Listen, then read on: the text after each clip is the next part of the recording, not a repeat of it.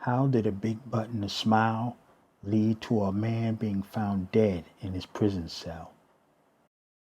Yo, B, what's up with the camera? This for the gram. Can't be recording around here. What? For the gram. What? For the gram. For the gram.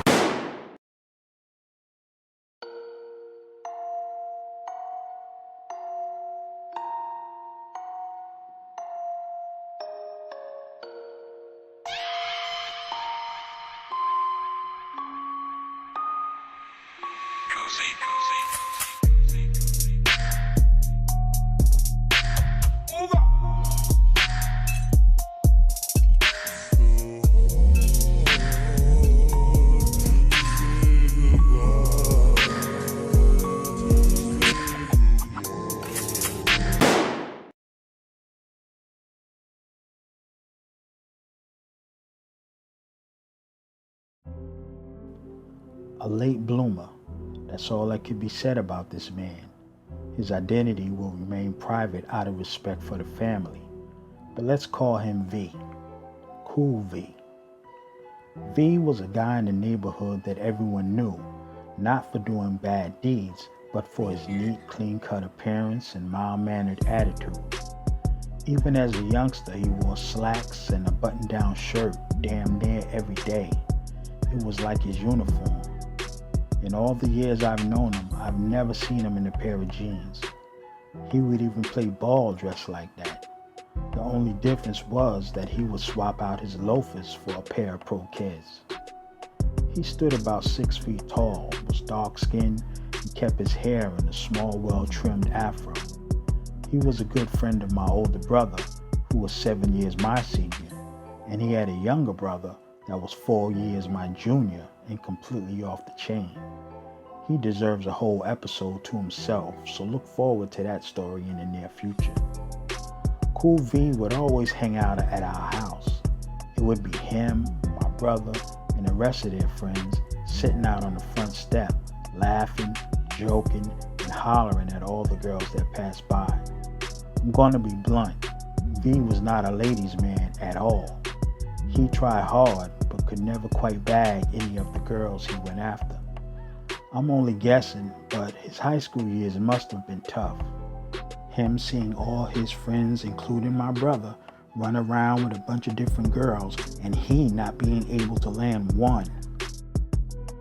But he stayed on the honor roll, and when he walked across that Hempstead High School auditorium stage in 1980 and received his diploma, he put all that behind him. Or did he?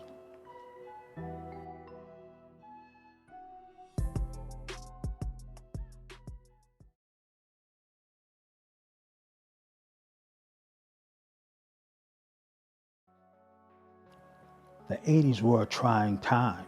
Conservative politics and Reaganomics were on the rise, while the Berlin Wall crumbled.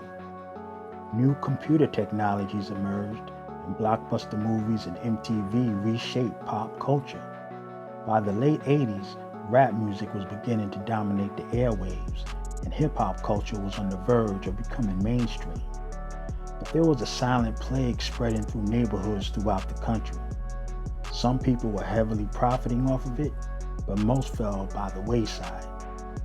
That plague was called crack cocaine, a substance that made many people rich, including teenagers, even if only for a short time. But it also destroyed communities for decades. Some still have yet to recover. Cool V managed to maneuver through these difficult times without falling into the traps that many of us did by either becoming a user or seller of this poison. He made it through the initial wave. After graduating from community college, he went to work and was doing quite well financially. Unfortunately, no working man could compete with the neighborhood drug dealers. Yes, you could buy a decent car and some nice clothes, but Benzes, Gucci, and Rolexes were out of the question. Cool V had a rough enough time bagging chicks when all you had to do was rap to them. In this new era of burgeoning materialism, when nobody had money and all of a sudden crack came in and started making people millionaires, the girls weren't looking for nice guys with a decent job. They were looking for ballers, especially the type of girl that Cool V wanted. Slim in the waist and cute in the face. For him to get that, something drastic had to change.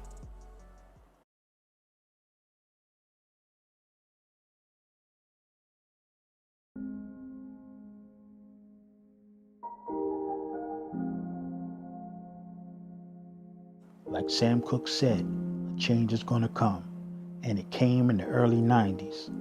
Violence was at an all-time high, crackheads were running wild, and the President of the United States, George Bush Sr., was increasing the budget on the war on drugs, especially after the murder of police officer Edward Byrne that happened back in February of 1988. Bush's whole presidential campaign run rallied around the nation's war on drugs. It ultimately led him to become president. Drug dealers and users started getting massive prison sentences. Some are still locked up to this day. Cool V had first-hand knowledge of this because by this time he had landed a job working for the courts. He worked as a clerk for the Nassau County District Courthouse in Hempstead, New York. A lot of his comrades were either strung out on crack or selling it. Either way, they were all getting locked up at a rapid pace. They left behind family, girlfriends, and a lot of property that eventually got seized by the government. After all these years, Cool V finally got the opportunity to bag a bad chick. Some of these women were really heartbroken and needed a shoulder to cry on. Some of them just missed having the money and the material items, and some just missed the easy access to drugs. Cool V met a young lady at a house party and was immediately attracted to her. He approached her, engaged in conversation, and by his surprise, exchanged numbers. They talked on the phone, went out on a few dates, and before you knew it, they were an item. He was the happiest he had ever been. He'd bring her around and kind of show her off to us. And I must admit, she was fly. Everyone was surprised that he could pull a girl like that, but something just wasn't right. You see, folks, it's the eyes. It's always the eyes. When you looked her in her eyes, something was wrong. I just couldn't put my finger on it. As time went by, Cool V's visits became less and less. We hardly ever saw him, and the times we did see him, he seemed like he was losing weight. V was a stocky guy. His clothes started fitting looser, and his head started to look bigger than his body. And his girl dramatically looked different. She was damn near Snoop Dogg skinny and looked unkept. We kind of thought we knew what was going on, but nobody wanted to say anything, especially me. I was already embarrassed about my brother smoking up everything in sight. He would go off on missions for days, so I knew what that look was when the first time I met Cool V's girl. Shortly after, I heard through some friends that Cool V got arrested. For what? I asked. They said stealing from his job. He got caught on camera stealing computers, petty cash, and other office equipment from the courthouse where he worked. It wasn't a one-time thing either. They watched and waited and let him continue to do it as they built their case, then charged and convicted him of second-degree burglary. It was later found out that Cool V's girl turned him on to smoking crack and that he was just trying to support their habit. In September 2001, Cool V was sentenced to 5 years in prison and sent to Adirondack Medium Correctional Facility near Lake Placid, New York. In my opinion, he should have been sent to some sort of treatment facility. He didn't have a criminal record and really wasn't a threat to society. And to prove my point, Cool V didn't even complete his prison sentence.